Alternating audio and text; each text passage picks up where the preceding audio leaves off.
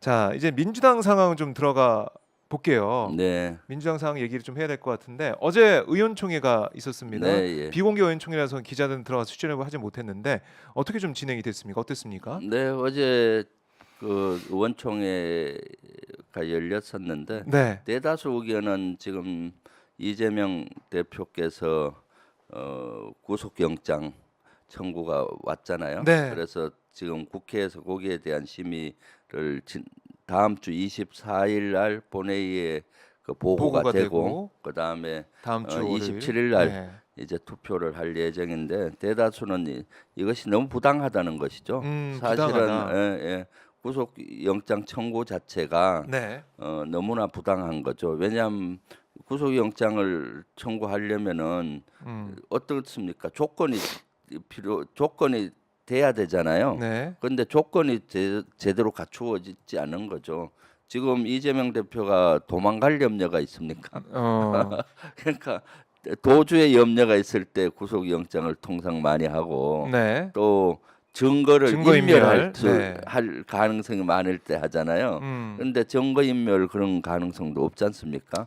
뭐 오래전 이미 그 성남시장 할 당시 자료 그리고 수백 번의 압수수색을 통해서 이미 수백 자료가 번에. 다 확보가 된 상태이고 네, 중대성으로 봐도 그런 것이고요. 음, 그리고 또 내용 면에서도 구속영장을 청구할 수 있는 요건들을 제대로 갖추고 있지 않아요. 어, 그래서 우리 당에서는 어제 여론 자체가 네, 의총에서도 이것은 여론 선동형 정치적 구속영장이다.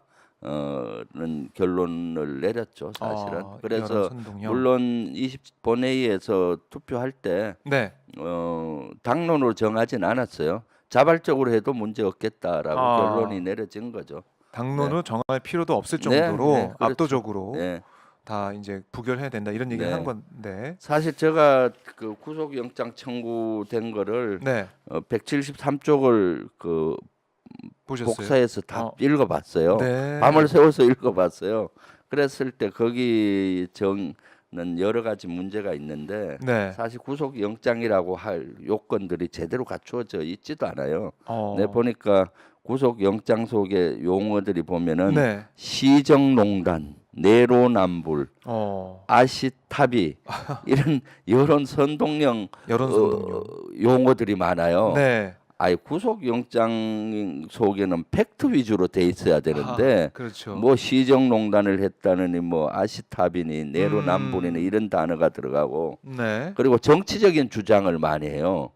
정치적인 주장의 대표적인 걸 제가 뽑아 보니까 네, 이재명 대표께서 대의제와 지방자치제도의 위기를 초래했다. 어, 지방자치제도의 위기를 초래했다는 거예요. 네, 그리고 지방자치 권력을 남용을 견제하기 위한 제도적 장치를 무력화했다.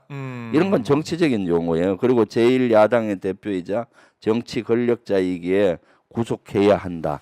이런 정치적인 그러게요. 주장들을 하는 것이죠. 네, 그래서 사실은 이것은 정치적 구속영장이다. 음, 여론 선동형 정치적 구속영장이다라는 것이죠. 네, 그래서 사실은 이것은 아마 여론몰이를 하기 위한 그런 수단이잖아요.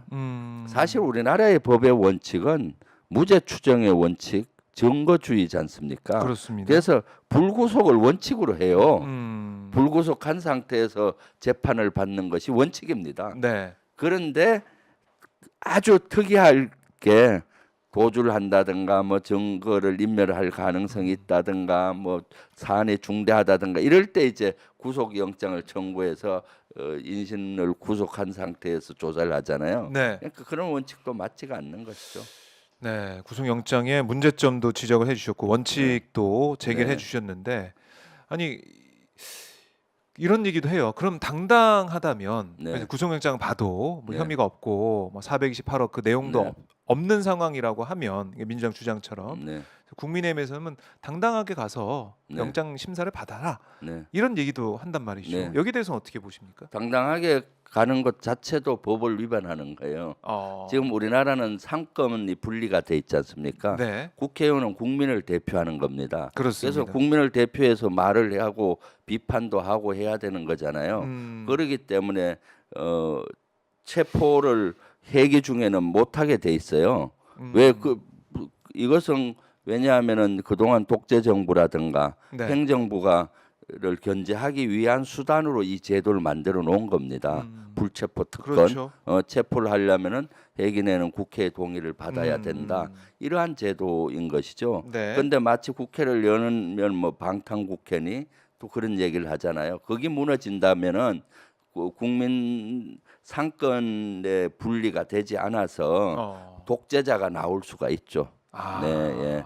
독재를 견제하기 위해서 그래요. 견제 예전에 장치. 뭐 박정희 정부라든가 네. 예전 과거 이승만 정부 할 것 없이 독재 정부에서 했던 사안들이 국회의원을 구속시키고 국회를 탄압하고 했잖아요. 네. 그럼 수시로 구속시키고 하면은 국회의원들이 무서워서 국민들이 하고 싶은 얘기를 대표해서 못 하잖아요. 네. 그래서 그런 권한을 상권 분립 차원에서 둔 겁니다. 네.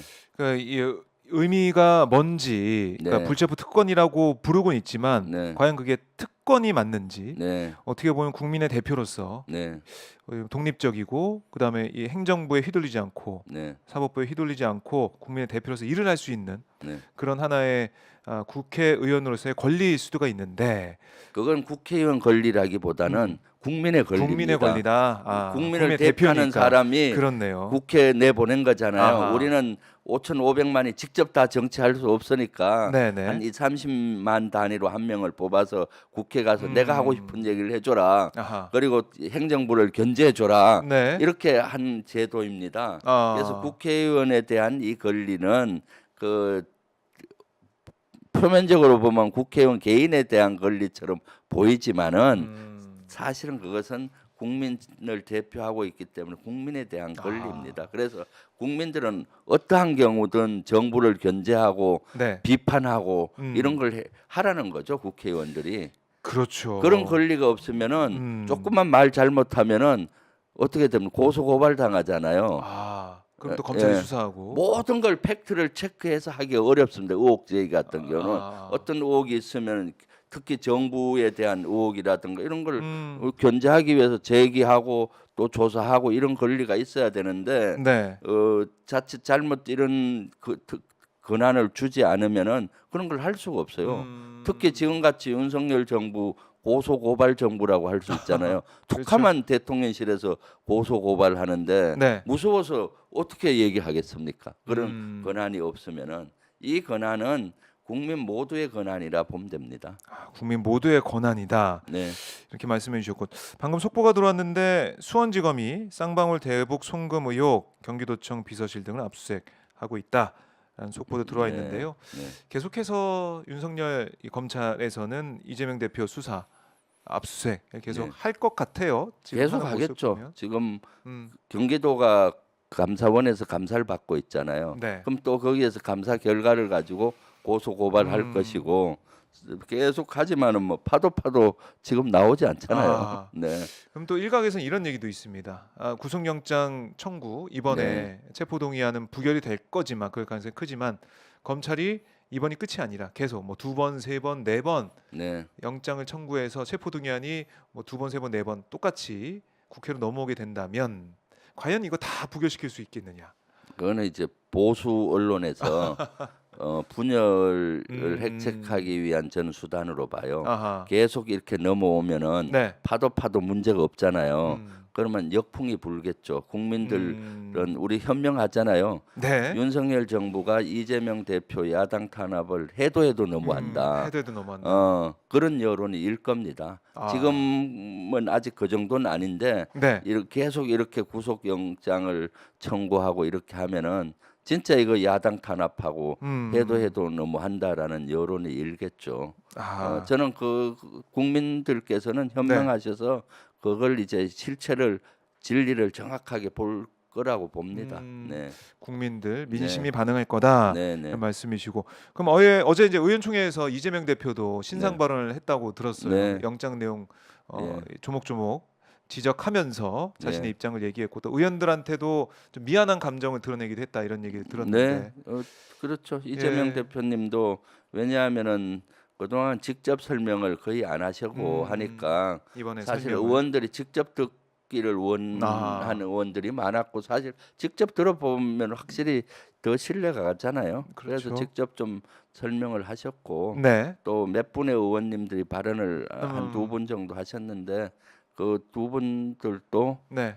이것은 말이 안 되는 거다. 아. 구속영장 청구는 그러니까 우리가 단합해서 단합하자. 이걸 저지해야 된다라는 음. 투로 말씀을 하고 더 이상 뭐 많은 의원들의 얘기할 발언이 필요도 필요가 없다. 없어지더라고요. 네. 네, 네, 그러니까 이 이제 발언한 사람이 서른 전재수 네. 의원이라고 이제 예. 보도가 되고 있는데 서른 의원 같은 경우는 어떻게 보면 비명계 의원이다, 네, 비명계 중진이다 이런 수식어를 받아왔는데 서른 의원조차도 네, 이거는 부결해야 된다 네, 이렇게 얘기를 한 그렇죠. 거잖아요. 네. 말이 안 구속영장 된다. 보면은 아하. 그 이해가 가잖아요. 이해가 갈 네, 수밖에 네, 없는 상황이고 네. 뭐 당론 정할 필요 없이 자유투표로 가는 거다.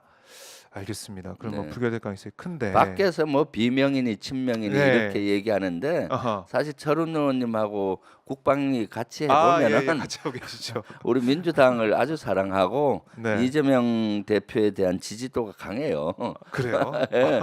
물론 경선 과정에서는 네. 그 이재명 후보로 완전히 정해지기 전에는 이낙연 후보를 그, 네. 지지하고, 지지하고 네. 또 그 캠프에 들어가서 있었죠. 액션하다 보니까 그랬는데 네. 그 이후에는 열심히 진짜 민주당을 이렇게 그 사랑하고 또 이재명 대표에 대한 지지도가 아주 높습니다. 아, 그렇군요. 네, 그래서 어저께 네. 본인이 제일 먼저 나가서 얘기해야 된다고 해서 나가서 얘기 말씀하시더라고요. 아. 네, 아, 그만큼 지금 이 사안에 있어서는 특히 예, 그냥 이거를 두고 볼 수 없다 이런 또 생각도 하는 것 같아요. 예, 그리고 검찰에. 거의 다 우리 사실 민주당 네. 국회의원들께서는 지금 이렇게 윤석열 정부에서 야당을 탄압할 때는 단결해야 된다. 똘똘 뭉쳐야 살아남지. 네. 여기에서 분열하면은 죽는다는 걸 누구보다도 잘 알고 사실은 그런 분위기입니다. 아, 네, 그러니까 어떻게 보면 민주당의 DNA라고도 볼 수 네, 있을 그렇죠. 것 같아요. 위기에 강한 민주당. 위기가 민주당. 이거보다도 더 어려운 시기가 민주당은 많았잖아요. 네. 옛날 과거 정부 때 그럼요. 그런 것도 다 견뎌낸 거죠. 네. 음. 네.